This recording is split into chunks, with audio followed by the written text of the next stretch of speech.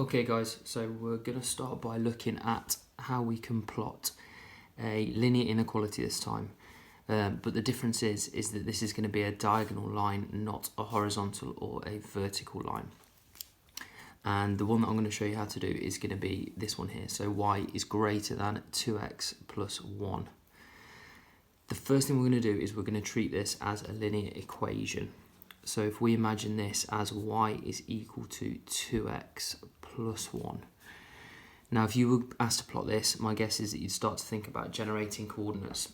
So let's generate some coordinates using this and have a bit of an idea about what this line is going to look like.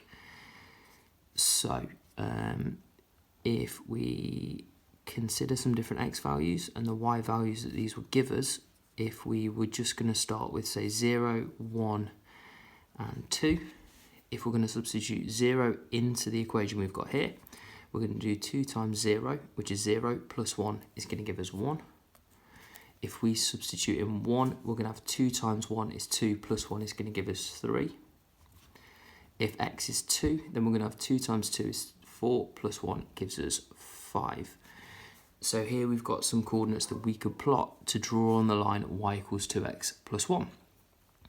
If we put those onto the graph that we've got x is 0, y is 1, which is going to be this point here. X is 1 and y is 3 is going to give us this point here. And x is 2, y is 5 is going to give us this point here.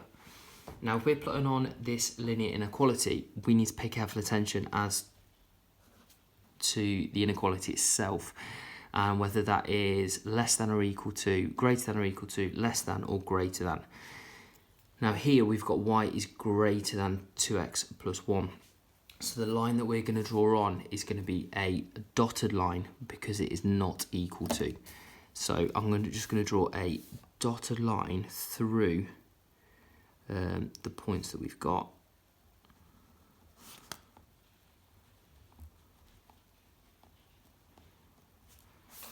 Now, the last part of this is then to think about the particular region.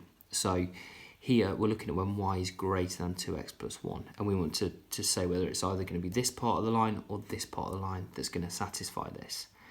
And the best way to do this from what you looked at last time is to consider a point on one side of this, to substitute that point into this, and to see whether it satisfies this or not. Okay, so I'm going to choose a point. I'm going to choose the point 2, 2. And I'm going to substitute that point into our original inequality. And if I'm going to do that, my y coordinate is going to be 2, my x coordinate is also going to be 2. And that will give us that 2 is greater than 2 times 2 plus 1, which gives us 2 is greater than 2 times 2 plus 1 will give us 5. So that gives us 2 is greater than 5. Now clearly that's not true. So that tells us that this part of the graph does not satisfy that inequality. So because this is the region that does not satisfy it, that's the region that I'm going to discard. And it is going to be this left-hand side of the line that is going to satisfy that inequality. So I'm going to show that by putting an R there. Okay, so that's how we would go about plotting and marking on a linear inequality. The only variations of this that you could get is that some of them might be equal to, some of them might not be. And for some of the hard ones that I'm going to give you, you may need to then rearrange this equation as well before you can then put that onto this graph. Or it might make it easier to rearrange it first. The next style of question I'm going to give you is going to be one that looks like this. So this would be where you're being asked to actually state down the inequality that is represented here. For this one, I've put on the line and I've shaded in the region that it doesn't represent. I've put an R where it does represent. Now, if we were asked to write down the inequality for this, we would need to think firstly about the equation of this line and then the side of this line that this inequality represents. So the first thing we're going to do is we're going to try and work out what the equation of this line would be. I'm going to start by finding out the gradient of this line. So I'm going to choose any 2 points along this line and then work out the gradient between those 2 points. So I'm going to choose this point here and I'm going to choose this point here. if I then look at the change in y and the change in x, my change in y is going to be 2, my change in x is also going to be 2. So if I was going to work out my gradient, which I'll use the letter m to represent, I was do 2 divided by 2, which is going to give us a gradient of 1. And the other bit of information that I will need is our y-intercept. We can see that the y-intercept here is going to be negative 4. So c is going to be equal to negative 4. So the equation of this straight line would be y is equal to 1x, or just x, take away 4. So that's our equation of the line, but we want to write down the inequality. So once we've got the line, we need to think about the side of this line that this is going to represent. Now, obviously here, we can see that this is a solid line. So it's either going to be greater than or equal to, or less than or equal to. It's one of those two options. The region that satisfies this is this region here. So we want any point on this side of the line to satisfy our inequality.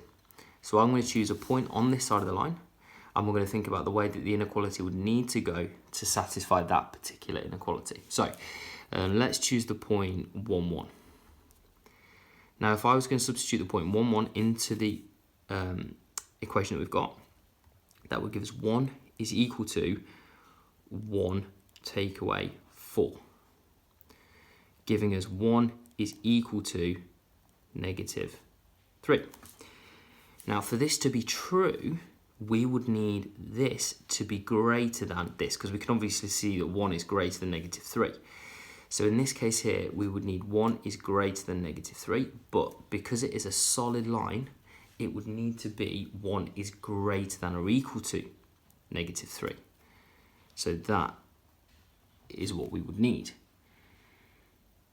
If I was then going to put that back into the context of the equation that we've got here, this tells us that the actual inequality for this line would be y is greater than or equal to x take away 4. And that there would be the inequality that we've had represented in this diagram here. So we found the equation of the line, and the equation of the line was this. Then we tested a point that was in the region that satisfied that inequality. We substituted that in, and we looked at the way that that inequality would need to go to then, or for r to then satisfy that inequality. Okay, and I'm going to set you questions on both of those two examples just to practice those skills. Okay.